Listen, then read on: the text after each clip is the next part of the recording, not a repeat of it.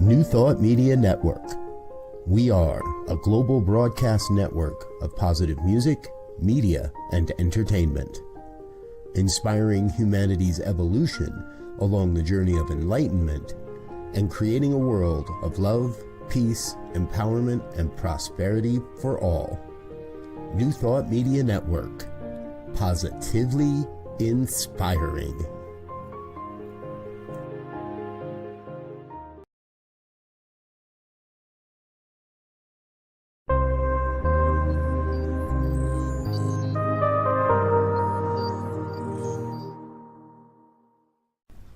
New Thought Media Network. We are a global broadcast network of positive music, media, and entertainment, inspiring humanity's evolution along the journey of enlightenment and creating a world of love, peace, empowerment, and prosperity for all. New Thought Media Network. Positively inspiring.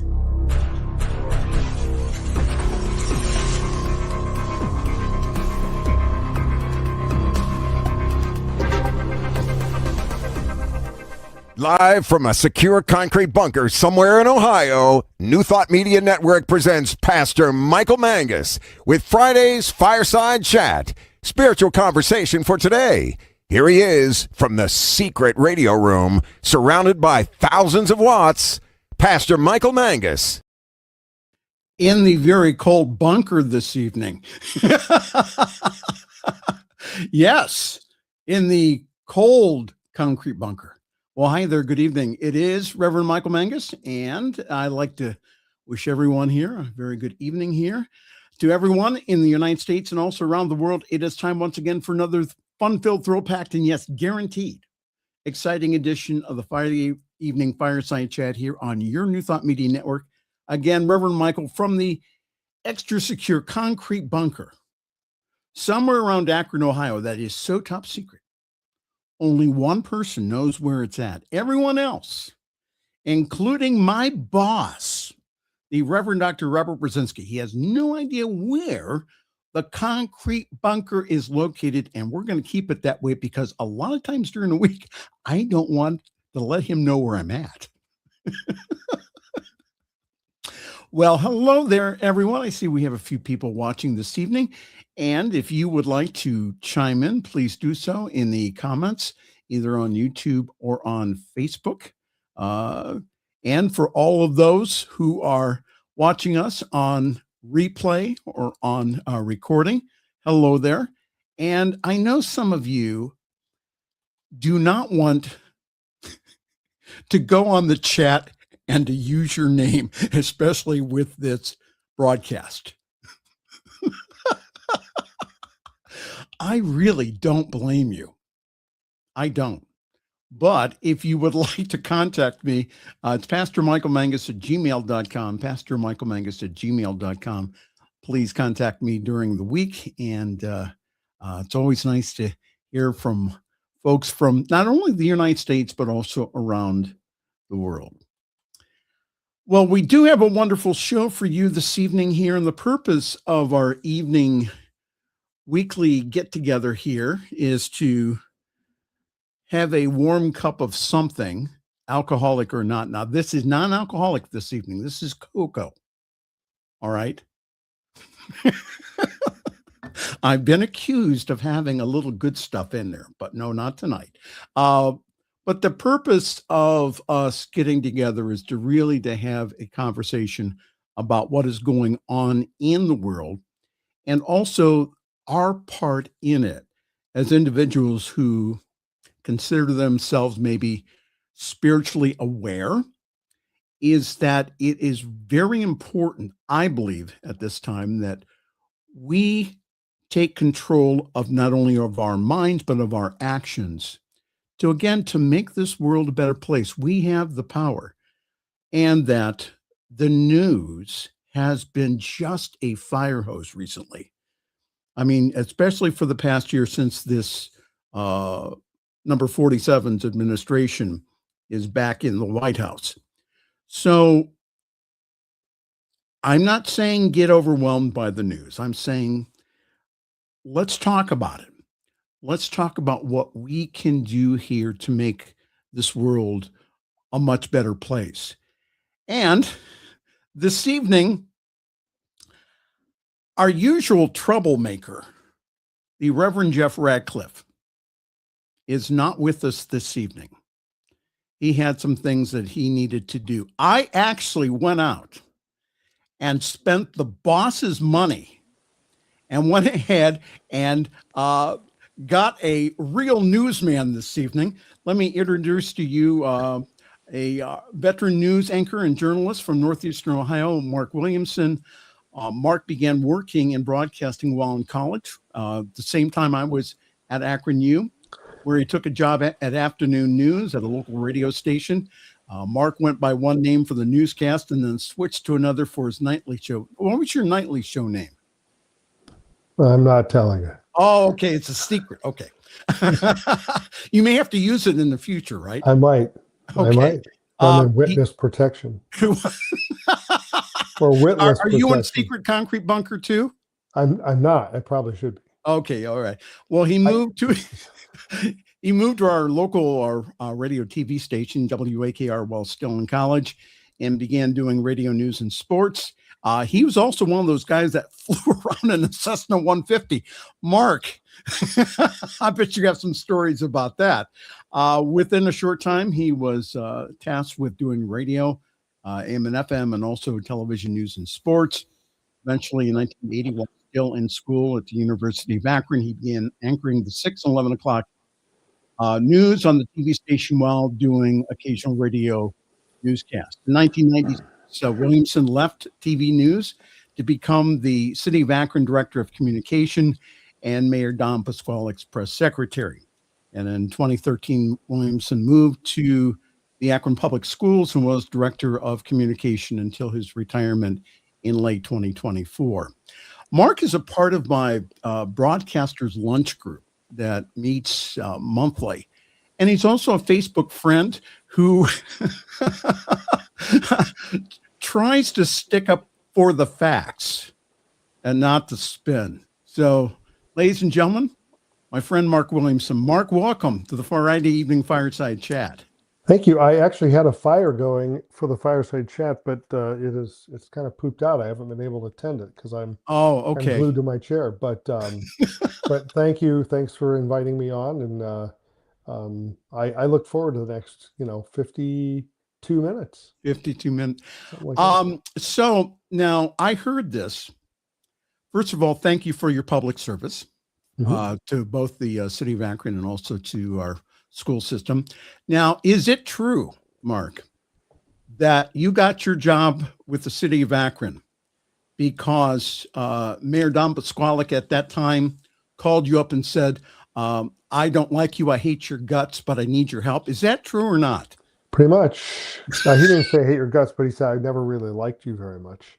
Okay. But I would like to hire you because you know how to handle the media. So I'm sort of like, I think it was like a necessary evil, like something you have to have in your house that you just hate having, but you have like a plunger, right? Like a plunger would be like like you don't want to use it, but boy, really glad I have this when I need it. When the oatmeal hits the fan, I can, So I was kind of like that, and so the relationship between us always had that.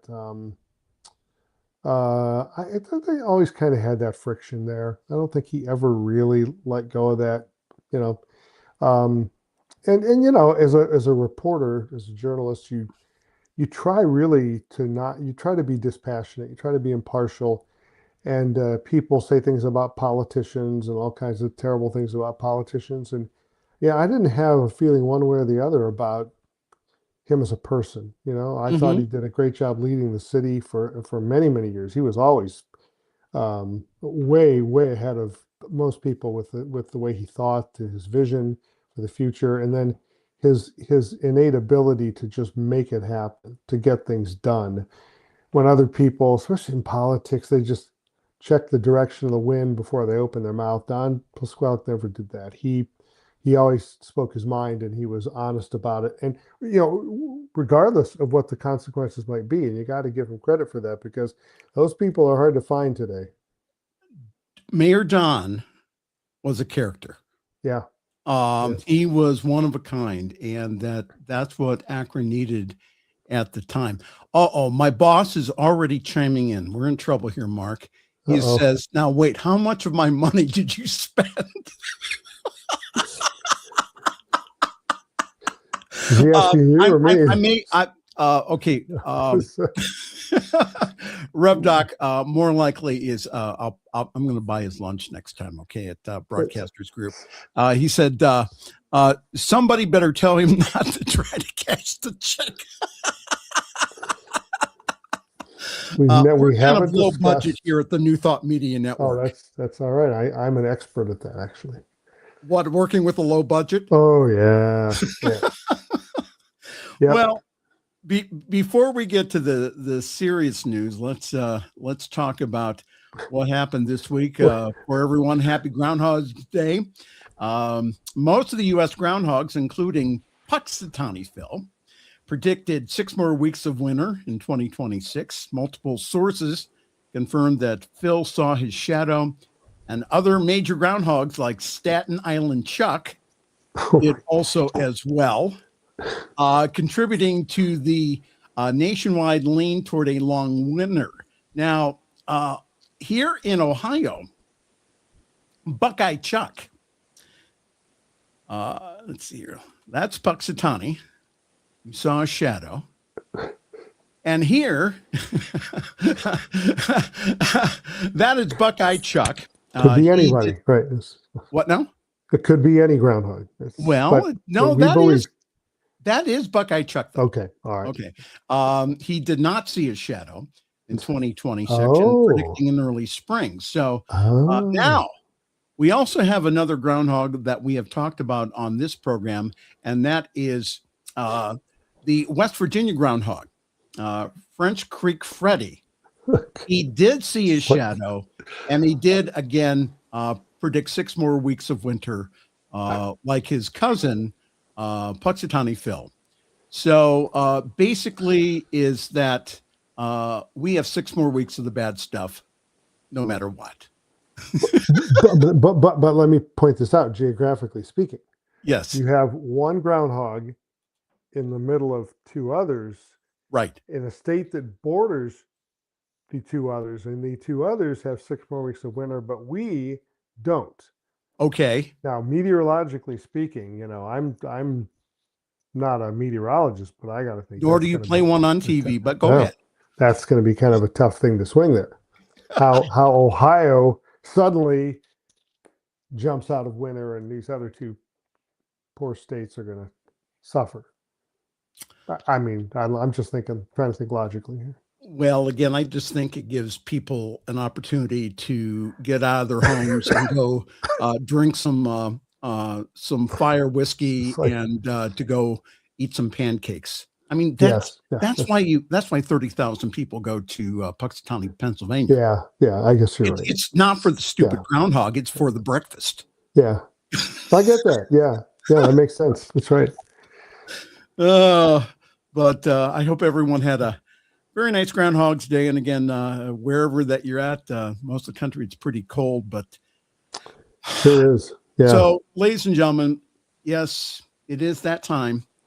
I want us all to strap in here to pull your seatbelt on, put your seatbelt on, get ready. So, ladies and gentlemen, and also non-binary, it is time this evening for the news.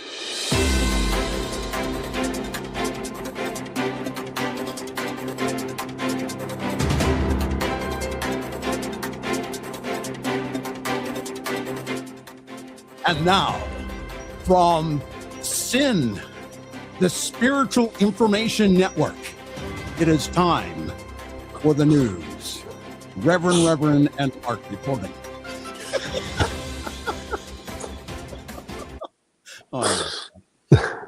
I tried to find the WAKR sounder. Remember the WAKR sounder that started? It still plays in my head. Yeah. Yep. Yeah. Well, that was not in the budget. So Tim could have given that to you for free, I think. Tim has it? I'll bet he does. Jim, do you have the WAKR sounder? Okay, we'll have to get that from him later on. All right. I guess we have to do this here. So today, the U.S. and Iran agreed to talk more as the Trump administration rolls out additional oil sanctions. The U.S. and Iranians have agreed to hold follow-up discussions after consultations with their capitals following today's indirect talks in Oman, an outcome cautiously viewed as a positive result by both sides, according to sources familiar. Now, this is where it gets messed up. The U.S. delegation differed from the previous rounds of the U.S.-Iran talks, which took place before the U.S. strikes on Iranian nuclear sites last year. President DT's envoy, Steve Witkoff, who the Iranians don't like at all, led for the U.S. previously, along with a small team that joined him over time. But Trump's son-in-law, do you remember a guy by the name of Jared Kushner? Mm-hmm.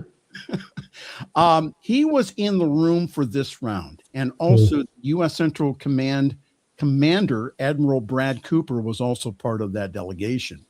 Kushner had long been expected to join the discussions, but Cooper's inclusion in the delegation was not expected. His presence marked the first time that a senior U.S. military official joined the indirect talks with Iran during Trump's second term. And again, some context, the Iranians grew frustrated with Witkoff. They didn't like him over the course of last year's talks. And some people involved believe that having new U.S. players could lead to more productive discussions. A lot of words there, but not much going on. Well, again, just it's going to be interesting this next year of whether or not that we get into another war or not. That hopefully not. But again, as we get closer to November, again, with Trump saying, well, we need to nationalize the elections, with the raid on the Alabama. Was it Alabama? Georgia. Georgia. Okay. Yeah.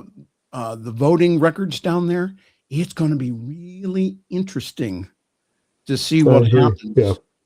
Yeah. The pressure is going to be building, and he doesn't respond well to. And when he gets backed in a corner, that's why all the things that you see happen, these distractions, and whenever there's some weird thing like that happened today, we'll talk about that. But I'm always just holding my breath, waiting for what event is that meant to cover up?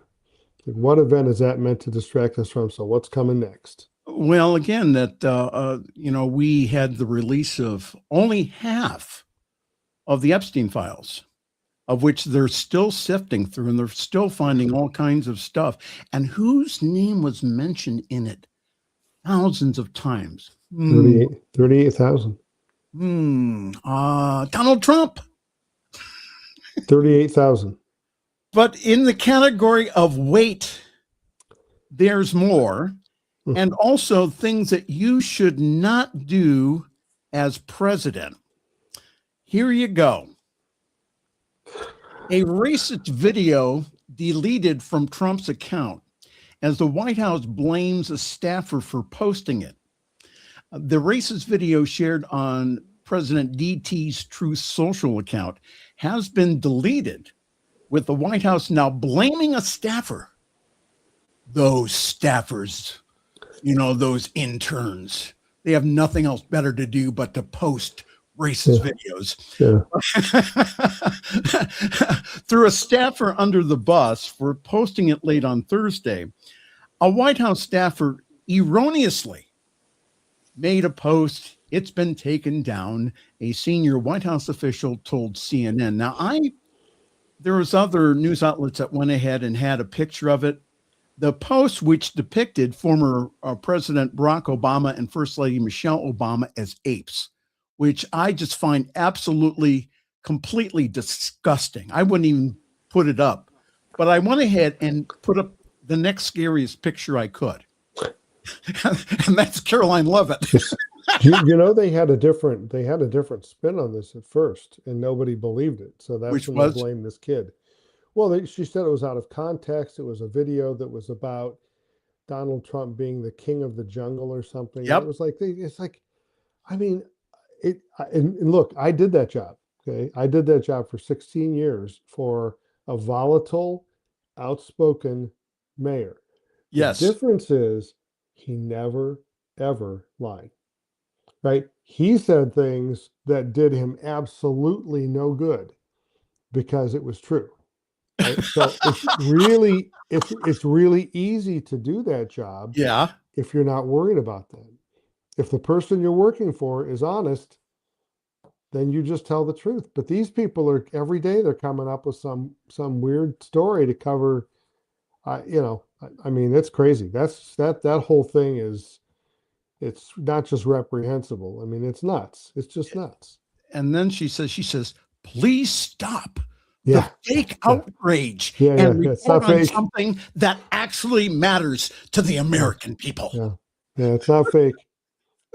No, I mean, people are really Well, what happened? outraged. And what happened was is politicians from both parties, including all of his bought out friends in the GOP, including Tim Scott and Mike Lawler, they called up the White House and they said, Mr. President, you need to remove that post. A source familiar with the matter says that the GOP lawmakers had called Trump to discuss it with him. I can't imagine what it would be like to be a Republican who's going to run. And they've got to sit here for the next several months deciding every time something happens, which way do I go? So I can admonish him so that when I run, I can say, well, I brought that to his attention. Right? They always have to have cover. So they're going to say something like that. Well, I did tell the president how I felt about that. Right? Nobody really does anything about it. But when these people come up for reelection, they have to decide, am I in his camp or not? And that's they've put themselves in that spot. But that's going to be, like you said, very, very interesting because the stress of all that on all those people, as we get closer, it's going to be the silly season for probably 6 months running. Maybe well, more. I think it's going to be an interesting political season.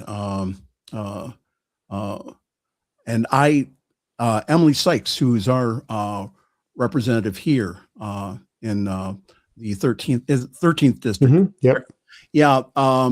Man, I'll tell you what, she's going to, they're pouring in the money in this area and they're putting some really interesting individuals up against her. So I don't think though, that the hardcore, this is not going to affect the hardcore Trump people, but it is affecting the individuals again, who says, well, went ahead and decided, well, which is the least worst of the two evils of the politicians. Yeah. So, but Amelia Sykes, again, I know Amelia.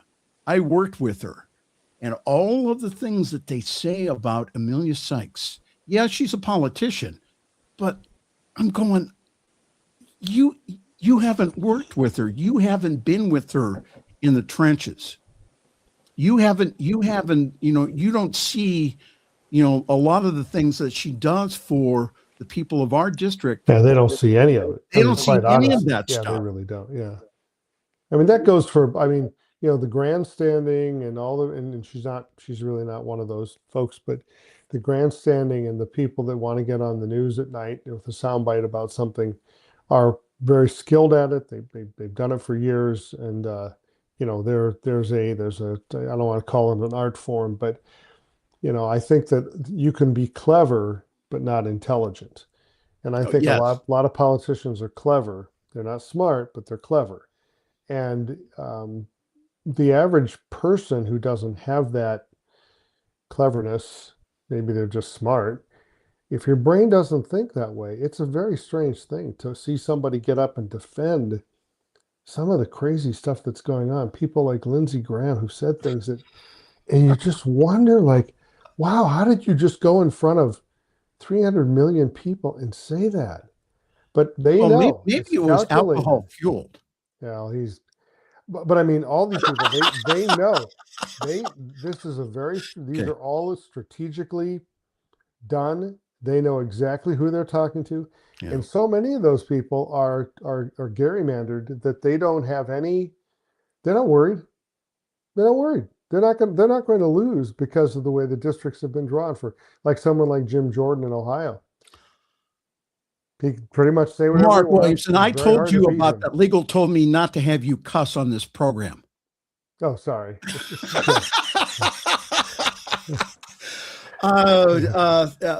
To the rest of the country and also the world, yes, this is the home state of Representative Jim Jordan. We apologize. Yeah. Also, we are the home state of J.D. Vance.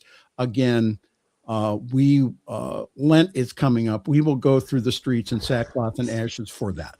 Okay, we are so sorry for those two gentlemen in our government from Ohio. Yeah. Yeah, it is. I mean, it's very, people I know all over the country, whenever that guy's on for some hearing or something, they just stick it to us. I mean, and rightfully so. It's I totally get it.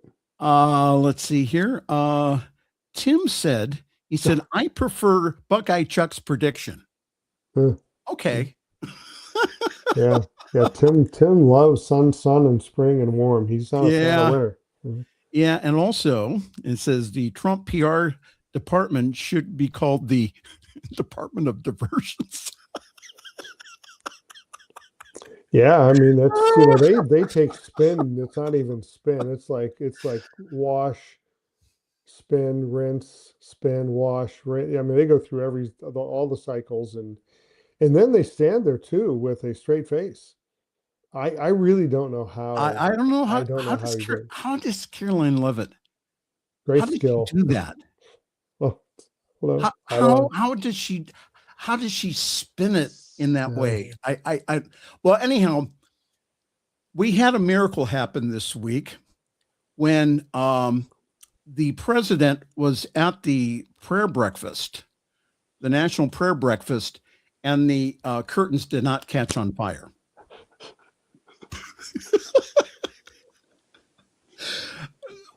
Trump mocks mealtime prayer at National Prayer Breakfast. President Trump has ribbed Speaker Mike Johnson for praying before meals during a speech at a prayer breakfast. Trump was speaking on Thursday at the National Prayer Breakfast in Washington, D.C. During his rambling monologue. Trump riffed on his well-documented fears of not getting into heaven before laughing at Johnson for trying to make him pray before lunchtime. Trump said, in 2025, I wish I had a good Trump imitation, but I don't. But in 2025, more copies of the Holy Bible were sold in U.S. than any other time in the last 100 years.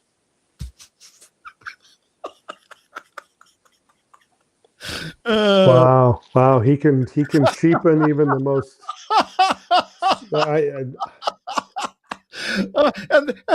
And then he says, and how about that? Did you know that, Mr. Speaker? Looking at Mike Johnson, but so you're the minister here, right? Not me. Okay. How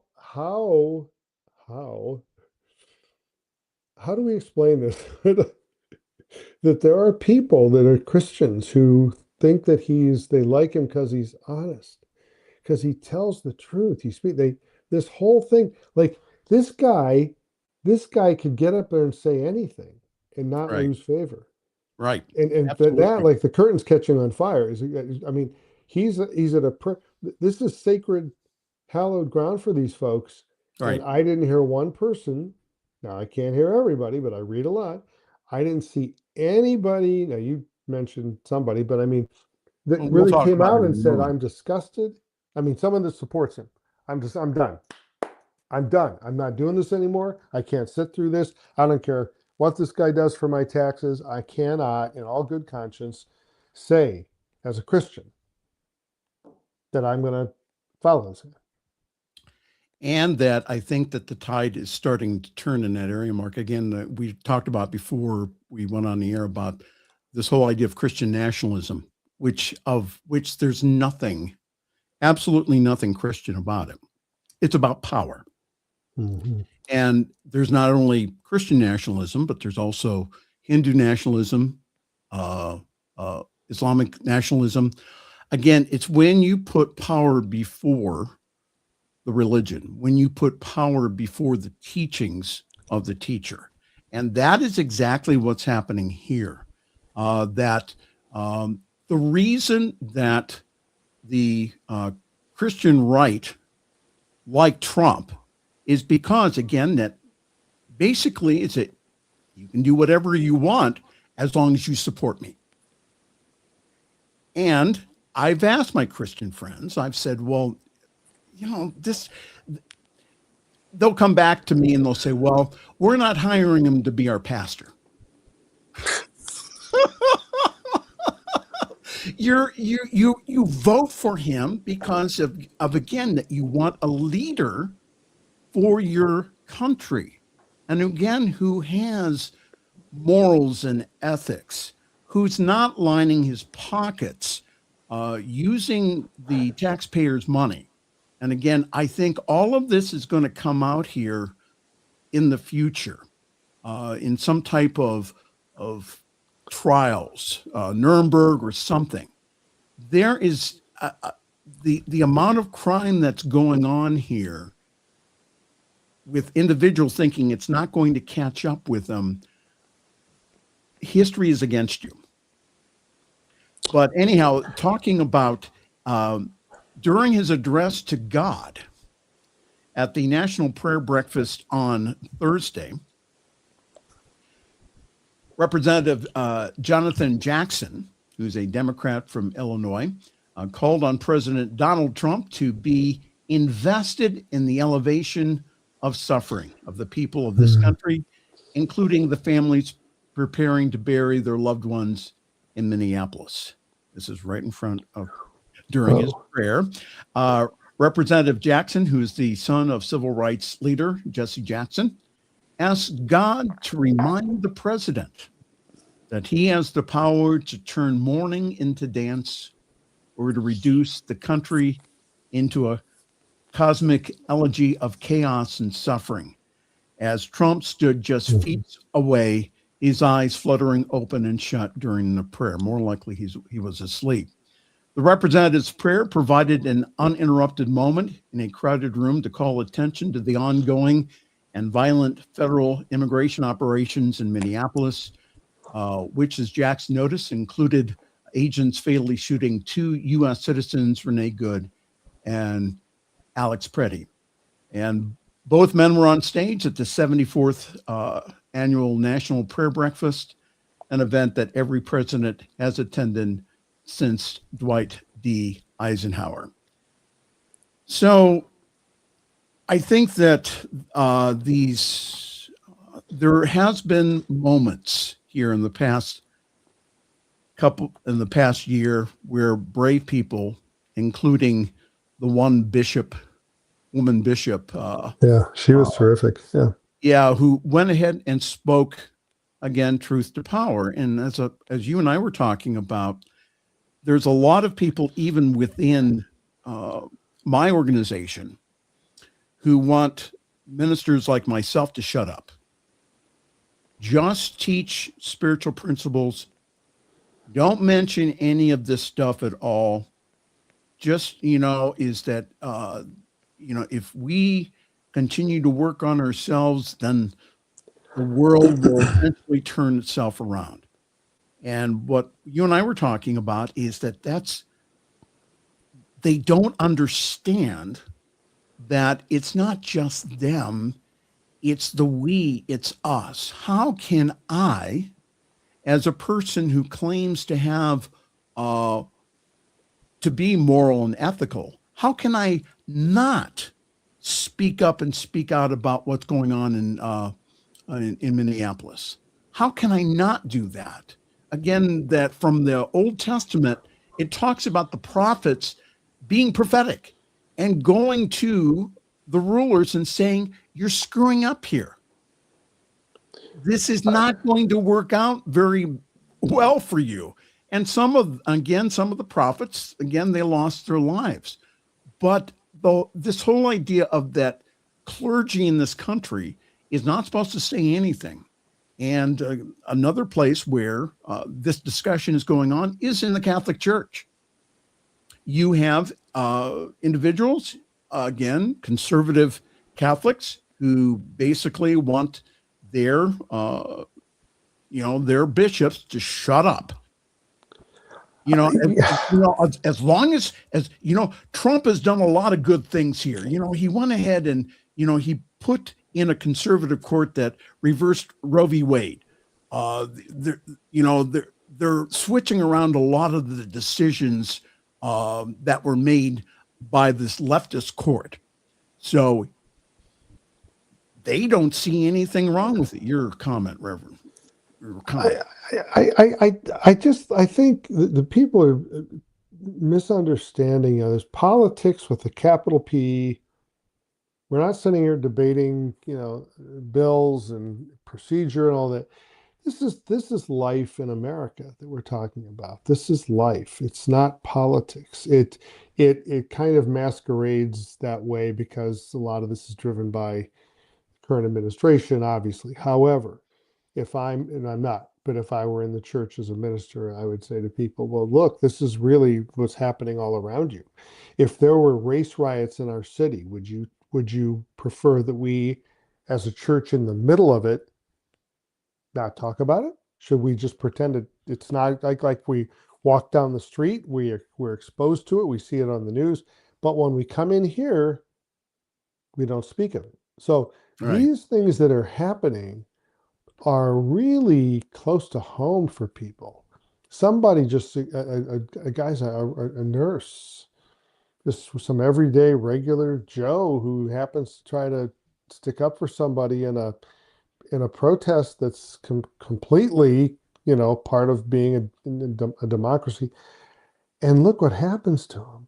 Right. And the church's, my opinion is, the church's position is to talk about that in terms of humanity. Yes. Not politics, not policy, right. Not was it right or wrong? No. It's just this is the humanity. Where in the world are we going here? Right. As a society? How do you, as a spiritual leader, like you were saying to me earlier before we went on, like if you're a spiritual leader, even if you're not, right? It's like, I could get up and talk about this, about what's wrong with it. It's really not hard. And it's certainly not wrong. Well, unfortunately, that sometimes when you're in the position of spiritual leader is that there's other people signing off on your paycheck. Mm-hmm. And there's other people for example, like your now our denomination, which I'm affiliated with, which is Centers for Spiritual Living, we are very, again, pro people. So, but there's some congregations within even our Centers for Spiritual Living.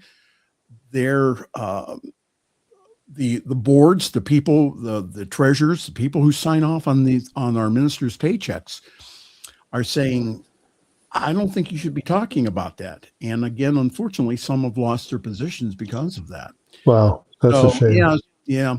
Well, anyhow, let's take a quick break and then we'll be back. We have a lot more interesting news to talk about. Thank you, Mark, for being here this evening. This has been fun. Yeah, thanks for inviting me.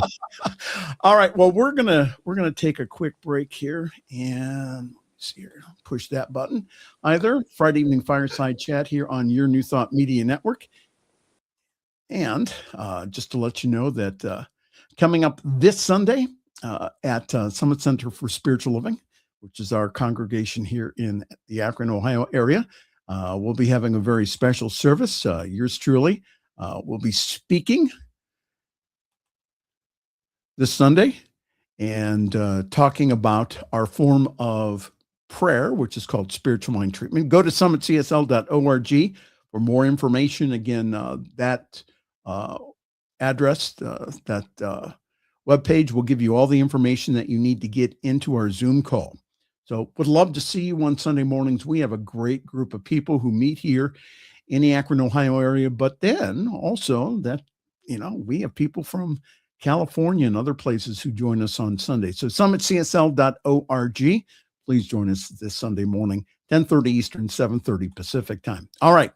We're going to take a real quick break, and then we'll be right back with Mark Williamson. This is the Friday evening fireside chat here on your New Thought Media Network.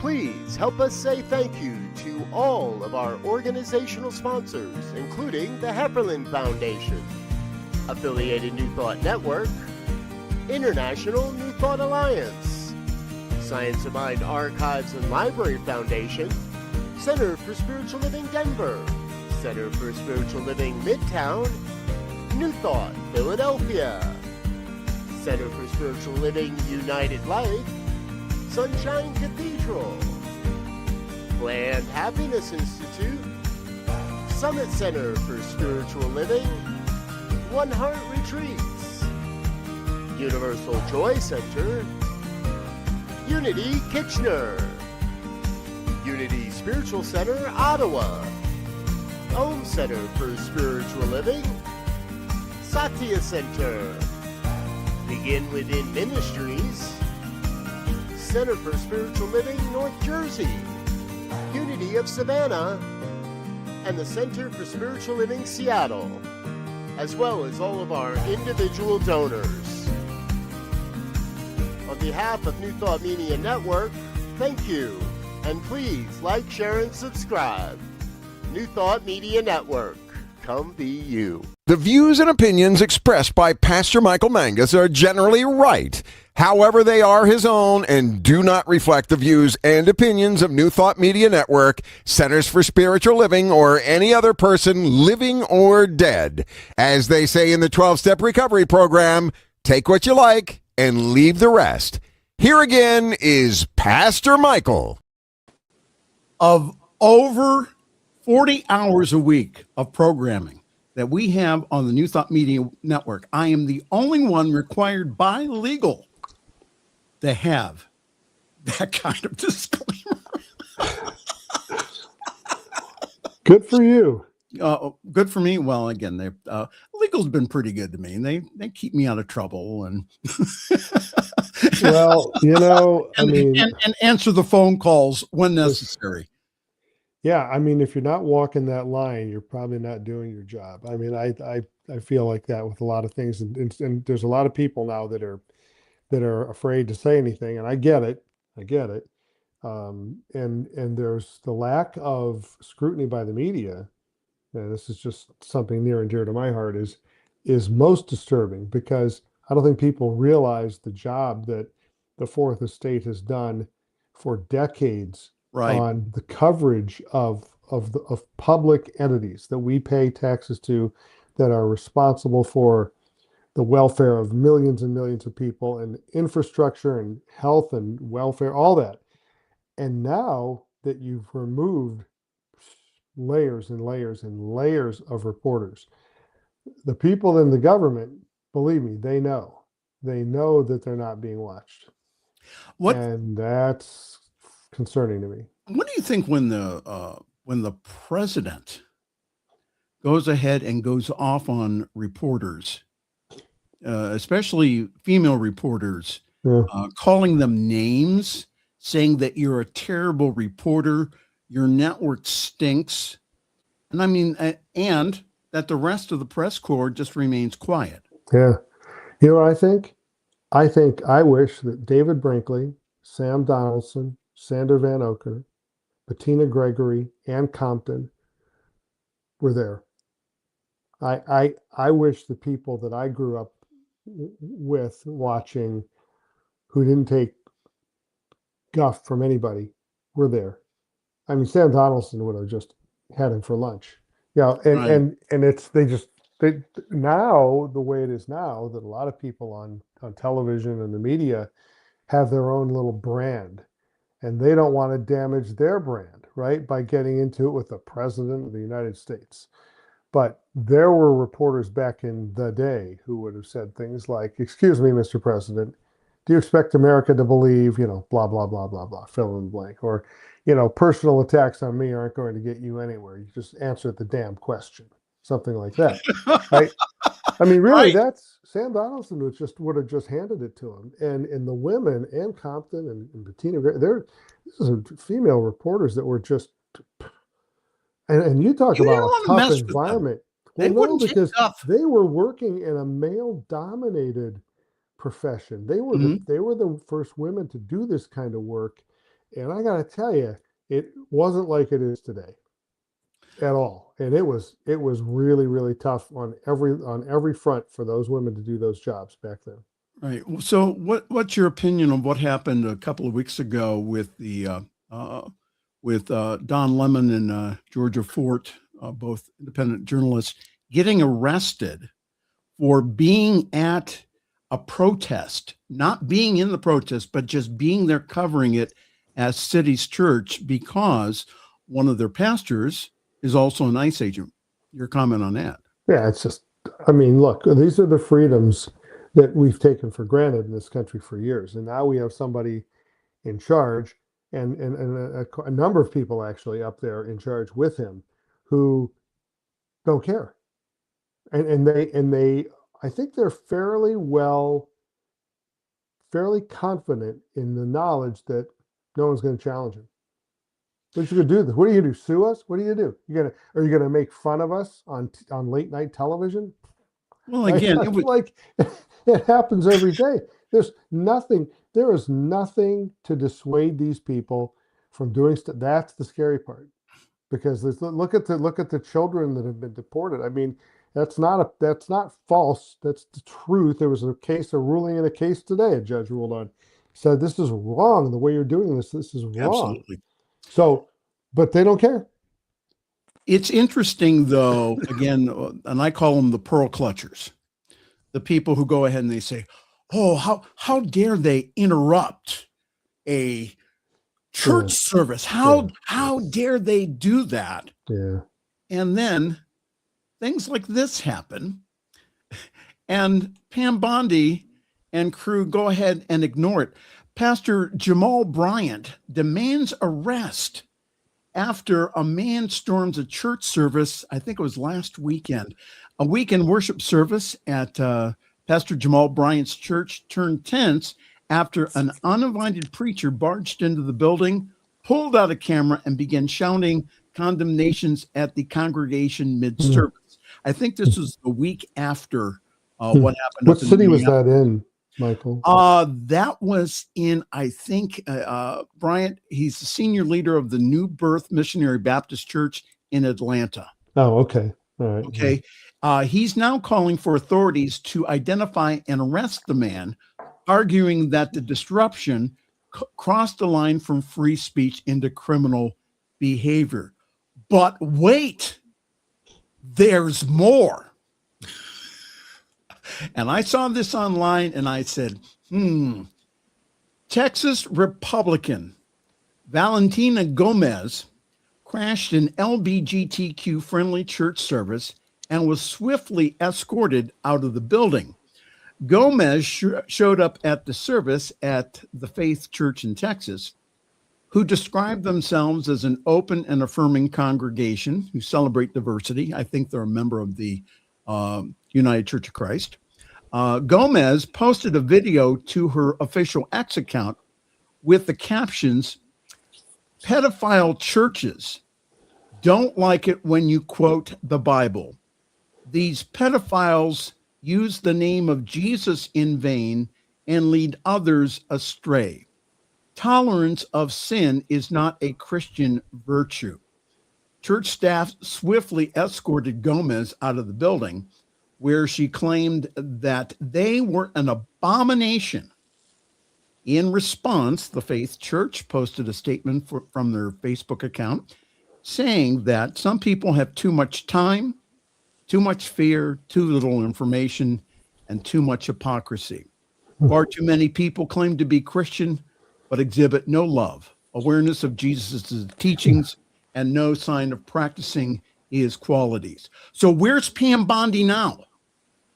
2 instances in the past month of other people going into houses of worship, causing a disturbance, Right.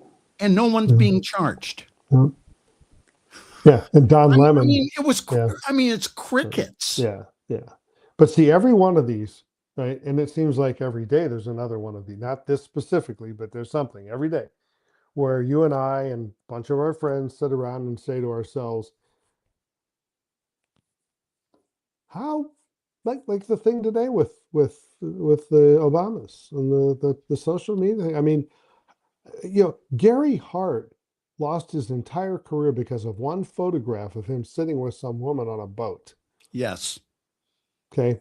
Now I remember that. right. And history is littered with these kinds of things, right? But now you can have one of those every hour and a half.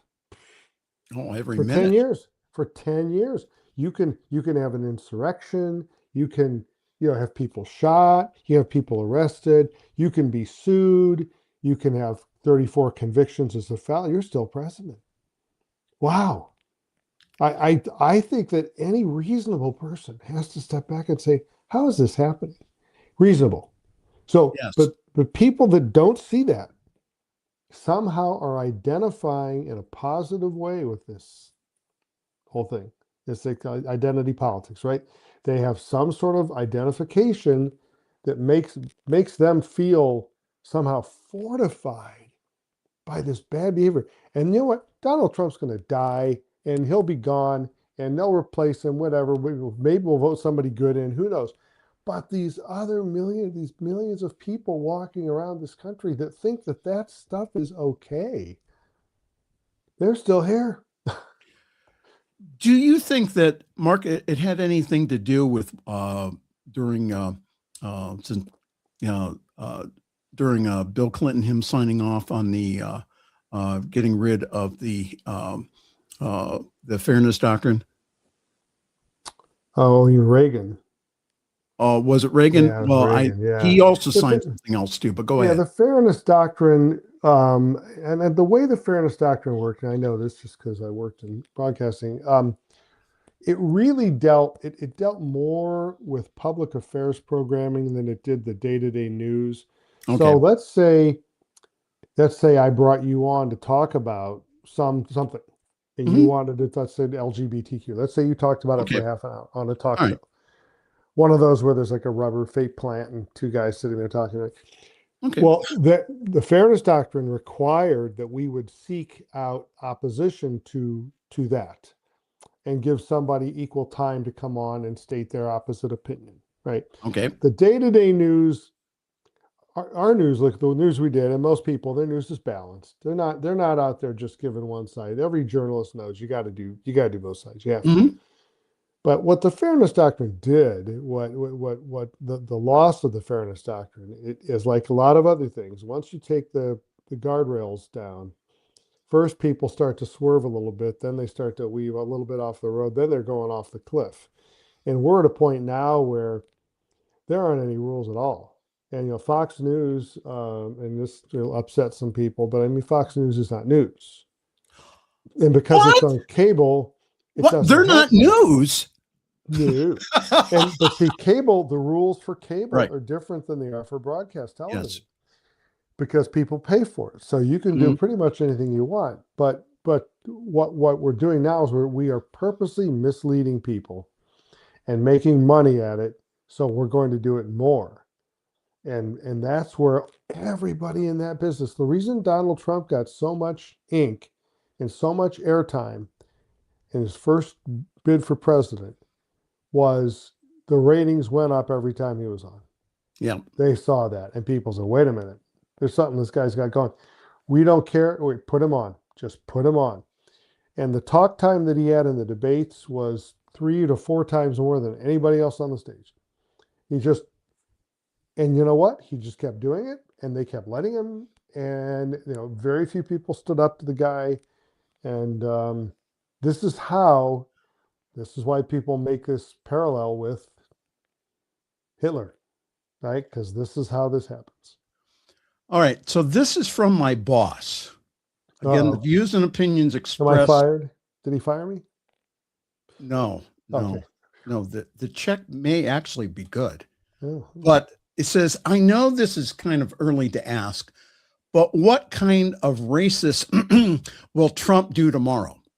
yeah, that's like every day, right? What was the thing today supposed to be cover for that we haven't gotten to yet? Or as your boss is asking, it is Black History Month.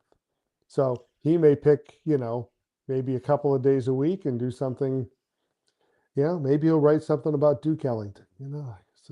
Pick just it's because he can. Well, you got on the boss's good side. He says Mark can be on the air anytime. Well, how nice. Thank you, Reverend Dr. Robert. And also, right. let's see here. Tim also says, I hope more and more citizens wake up and realize that our very way of life and basic freedoms to live a peaceful life is at risk. Frightening. And Diana also wrote, she says, the only thing I know is to pray and believe in kindness is shown to everyone. And when it is not, that to start seeing that you get more honey instead of with vinegar. And I think with the contrast, the yin and the yang, I think that we're getting some good contrast where people can say, well, that we're seeing some real evil stuff here. And that we have also the capacity of being good, of coming from a place of our spirituality. Mark, we only have a few more minutes. I wanted, one of the things that a lot of people, and I didn't realize this until I started going to the broadcasters group, but you're a longtime meditator, a 50-year meditator, and also you practice yoga. So give some tips here of things that you've used that have helped you get through, especially the past couple of years of the craziness. It's just we call it mindfulness, basically being present. It's a challenge in our culture. A lot of cultures, they've mastered it. It's just part of their daily life. They can walk down the street and be meditating as they're walking. Their eyes are wide open. Here, we're worried about everything. We worry. There's a lot of worrying. And we worry about the past. We worry about the future. And as we're doing that, we're not in the moment. Right. And one of the things with yoga and meditation is that the only way those work is for you to be there, to be in the moment. And I noticed, like on Facebook, there people write things, and you're always really kind to people. And I'm thinking of what I would say. And then I read what you write and think, I need to try to be more like that. So, there's mindfulness for being kind to ourselves. And if you're kind to yourself and you're balanced and you're staying present, everything else falls into place. It's when people's egos grab hold of them, and we see this everywhere. It's a destructive force. People start to have an idea that they're somebody that they're not, or I don't know, or they want to be somebody else. It's actually a huge problem, I think, in this country. They can't be present. They're worried about their image. They're worried about how they appear, how they sound. And really, what you need to do is be quiet, right? Be quiet. I have trouble with this one. I talk a lot, but to be quiet, to be centered, to be grounded, and meditation does that for you. Yes.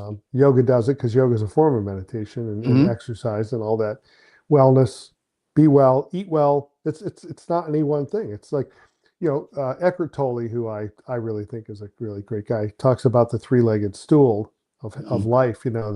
The mental, the emotional, the physical, and you it can't stand on two legs. You have to have all three. You've got to take care of all three. But taking care of other people is part of that too. And I think you're exceptionally good at that. I really do, and I want to say that because I'm impressed that some of the things people write. Oh man. Well, the reason I thank you, Mark, and I get criticized for that. They say, well, why don't you have anything? Don't have anything to do with these individuals. And it's like, no, that's not my reading from Jesus. Yeah. So I have crazy people in my life who are, just off the rails. People who I know personally would give the shirt off their back to help another person who are lost in Trump land. I do not feel that cutting off communication with these individuals is the answer. I think having just honest communication, not trying to change them, but just to point out the facts, Right. to point out what is going on, Right. to go ahead and to say, well, there's another way of taking a look at this, that it's facts based, that I researched before I put it up here. So I think that I really work on not calling, I've been called every name in the book on Facebook, and I really try to not get into name calling. I go ahead and I say, well, we need to just come from a place of, again, let's have discussion about this. When people start getting into names and stuff like that, and I know that they're completely into their emotions. But the one thing, and then we'll need to go here, is that what I've noticed, people will say, well, how are these people going to change your minds? There's a core group of people who won't. Okay, they just won't. But there are individuals, and we see this from people who've come out of evangelical churches, who again were steeped in this for like 20, 30 years, who started to see holes in their beliefs. Things did not add up. And so it had them go down, pastor was screwing around with the church secretary. He's not supposed to do that. Oh, they went ahead and they backed the pastor, the rest of the elders. Oh, there was abuse in our church, and the woman who came to pastor for counseling went ahead and told her to go back to her husband because that's biblical. So they start to see again these cracks in the wall, these cracks in the dam, and what happens is that these cracks build up. So that's the reason why I very nicely go ahead and try to be facts-based with these individuals. Am I going to get them all? Absolutely not. Am I trying to change them in a moment? No. But what I'm doing is again, just doing that, that tap, tap, tap, that hopefully that one or two things will come through. And it's usually, unfortunately, when something affects them. It's when a government program doesn't support them. The guy who was the head of Latinos for Trump, he's not in the country anymore. He got booted out. Oh no. You and I are laughing about it, but that's what we're saying here, is that our light, again, to really to take the teachings of the Buddha, to take the teachings from Hinduism, to take the teachings from Christianity, from Jesus and all the great masters, to start really applying them in our lives here and being the light in this darkness. That's the only way out, Mark, that I see. And that's the reason, again, that, I feel very privileged to be doing what I'm doing now. Why would anybody dissuade somebody from doing that? That's what I don't understand. Why would it bother me so much that I'd say to you, you need to stop doing that? Like, I don't get that. I don't. Well, and again, what you mean, and that understand that we have other people within, and the other ministers would understand that there's other people, again, who watch this on the tube. And there's probably some even in my own denomination that do not think that I should be doing what I'm doing. And I got that. But how can I even call myself any type of spiritual person, spiritual leader, and not have love and compassion for what's going on in the world? Right. And that we all can do something And an example of that is the group of Buddhist monks who walked from Texas and are going to Washington, D.C. Yeah. All they're doing is walking. That's something. Yeah. All they're doing is walking. And what is happening is that even people who are not interested at all in any type of spirituality or any type of practice. I had a friend of mine recently call me up and say, I've been watching them. And this person is not someone who I particularly thought was, had any kind of spiritual belief. And I don't press it with my friends, but she said, I'm just really impressed that those Buddhist monks, that's all that they're doing is they're walking for peace. And they're making a difference. Yeah, so, that's it. Oh, we're all out of time. The boss is probably going to yell at me. Let's see here. Tim says, thank you guys for an interesting hour. Thanks for watching, Tim. And thank you, Tim. Let's see here. And let's see here. Also, Diana says, thank you. Being present is the key. Thank you, Mark. All right. Thank you. Well, real good. Thank you for filling in. That's such a, it's Mark. This was really a fun hour. So I will see you in a couple of weeks at lunch. Yes, you will. And I'll pick it up. I'll put it on my boss's tab. No, don't worry about it. Oh, well. As long as I put it on his bill. You got that? Okay. That's okay. And use the New Thought Media Network credit card. Oh, thank you. Thank you very, very much. Thanks Mark for inviting Williamson. me, Michael. Yeah, thank you. And folks, we got to get out of here. We're over time. But again, thank you so very much for watching. I hope that this conversation that we've had this evening is sparked something within you to know that, number one, that no, you're not taking crazy pills. Number two is that we are here again as a network to love and to support you. And again, there's two choices when you are in the fire. Either let it purify you or let it burn you. So the whole idea of using our spiritual practice, as Mark does, with daily yoga and meditation, with really learning how to be really mindful. What does that mean in our daily experience? Taking our spirituality to the streets. That's what's going to make the difference. All right. On behalf of all of us here at your New Thought Media Network, I'm Reverend Michael. I'm going to wish you a very pleasant good night. And also, you have yourself a great week. Thanks for joining us this evening for Friday's Fireside Chat with Pastor Michael Mangus. Join us again next week at 8 Eastern, 6 Mountain for more spiritual conversations for today. For more information and replays of past shows, please visit the New Thought Radio and Media Network's Facebook page. Until next week, may God bless you richly and abundantly.